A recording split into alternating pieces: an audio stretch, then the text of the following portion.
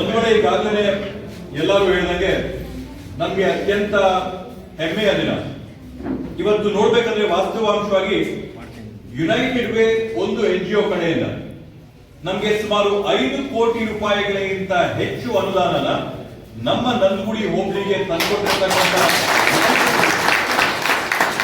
United way ಅವರಿಗೆ ಮನಸ್ಪೂರ್ವಕವಾದಂತಹ ಧನ್ಯವಾದಗಳನ್ನ ಈ ಸಂದರ್ಭದಲ್ಲಿ ನಾನು ಕೋರಕ್ಕೆ ಬಯಸ್ತೇನೆ. ನಮ್ಮೆಲ್ಲರ ಪ್ರಮುಖವಾದಂತಹ ಬೇಡಿಕೆಗಳೇನಂದ್ರೆ ನಮ್ಮ ಸರ್ಕಾರದ ಕಡೆಯಿಂದ ಹೇಳೇನೆ, ಒಳ್ಳೆ ಶಿಕ್ಷಣನ ವಿದ್ಯಾಭ್ಯಾಸನ ಕೊಡಿ, ಒಳ್ಳೆ ಆರೋಗ್ಯನ ಕೊಡಿ ಅಂತ ಹೇಳಿ.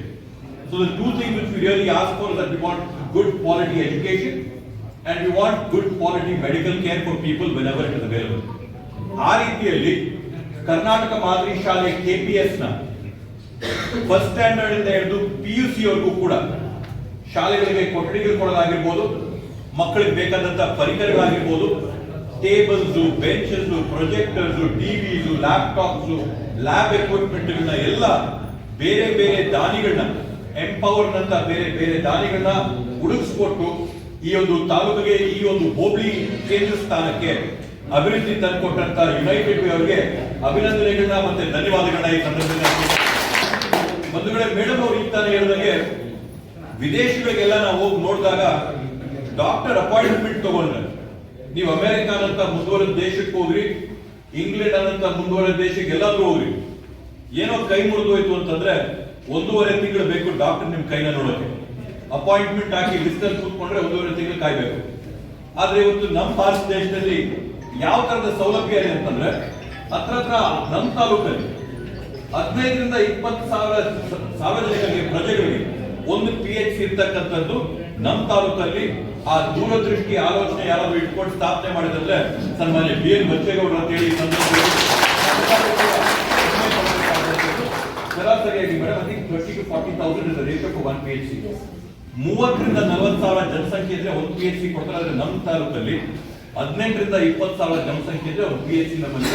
ಅದು ಕೂಡ ವಿಶೇಷವಾಗಿ ಹೆಮ್ಮೆ ಅನ್ಕೋತೀನಿ, ಎಲ್ಲಾ PHCಗಳು ಕೂಡ ಇದೇ ರೀತಿಯಾಗಿ ಸುಸರ್ಜಿತವಾಗಿದೆ. ಎಲ್ಲದಕ್ಕಿಂತ ಮೇಲ್ದರ್ಜೆಯಲ್ಲಿರ್ತಕ್ಕಂಥದ್ದು ನಂದಗುಡಿ ಹೋಬಳಿ.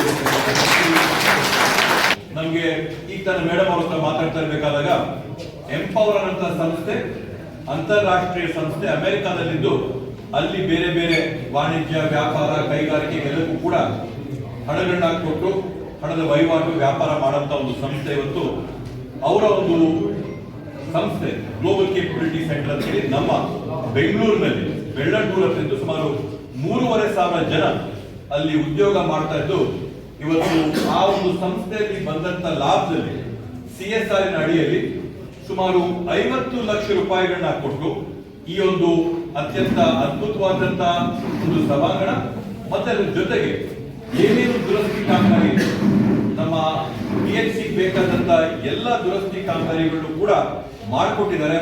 ಅವರು ಹಣನೆಲ್ಲ ಅವರ ಸಮಯನ ಕೊಟ್ಟು ಅವರ ಸಂಗಡಿಗರು ಅಲ್ಲಿ ಉದ್ಯೋಗ ಮಾಡ್ತಿರೋಂಥವ್ರು, ಕೆಲಸ ಮಾಡ್ತಿರ್ತಕ್ಕಂಥವ್ರು, all the employees who come here, money is one thing, we really appreciate the money, not that we don't.